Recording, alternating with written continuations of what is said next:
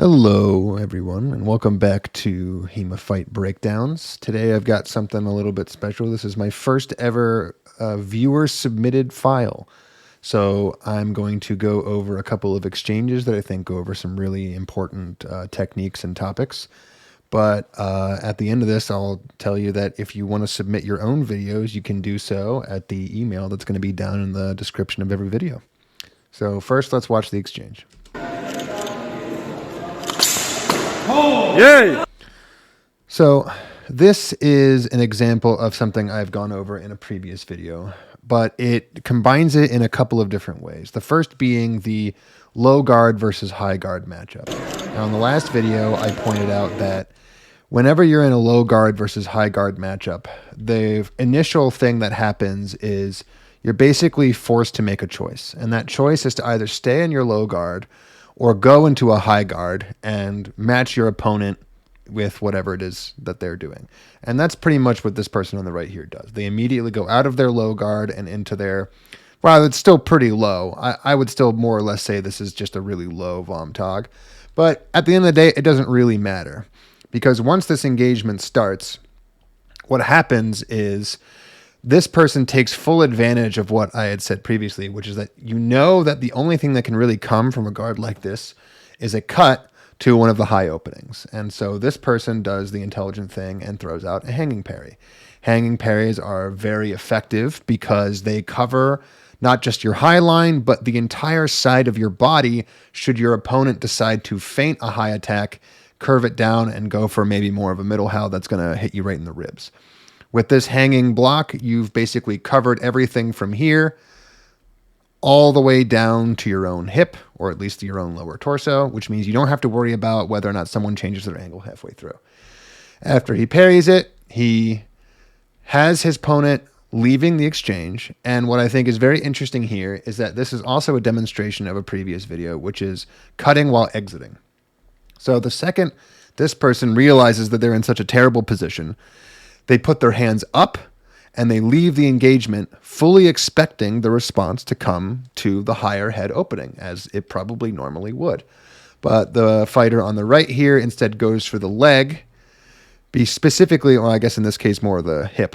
And that's specifically because this is a very hard target to block. You pretty much can't block it.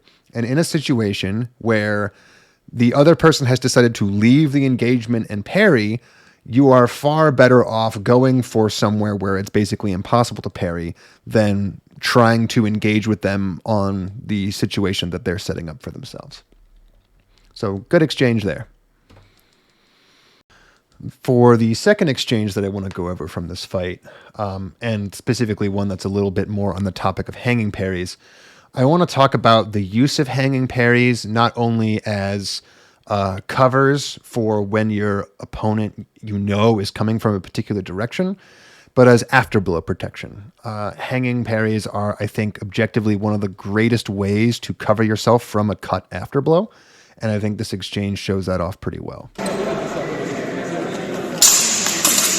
Whoa! So, if we watch that again, what we see here is the opponent throws a bit of a feint and a cut on the left side.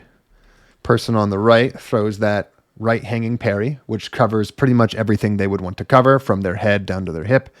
In this case, it just simply comes to the head. And he throws what you can always say is just the most convenient and the most intelligent thing to throw anytime someone falls onto your hanging parry, which is to throw another Oberhau or a little bit of a Zwerk on the opposite side. Now, this does land to the arms, but what's important here is that the second you land somewhere on anyone's body, the next thing that you can do as a general cover is to then try to leave the engagement and just throw up a hanging parry.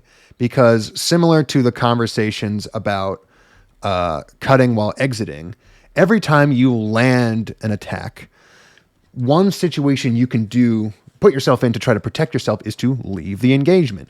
You have landed an attack, you have landed your blow, but you still need to protect yourself, and one of the best ways of protecting yourself is to leave the engagement.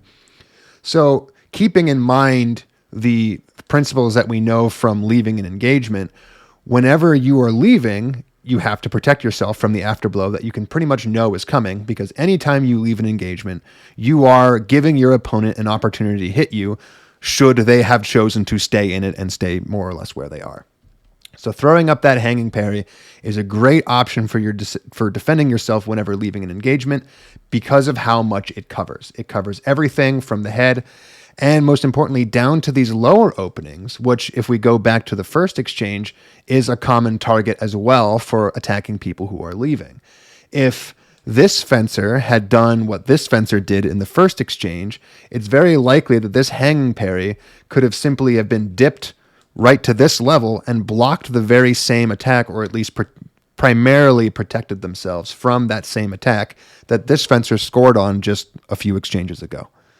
So that's going to be everything for today. If you want to see your own footage featured on this channel and have me do a breakdown of some good techniques from your footage, you can send it to me in a YouTube link or as a video link in the email listed in the description. Thanks, and see you next time.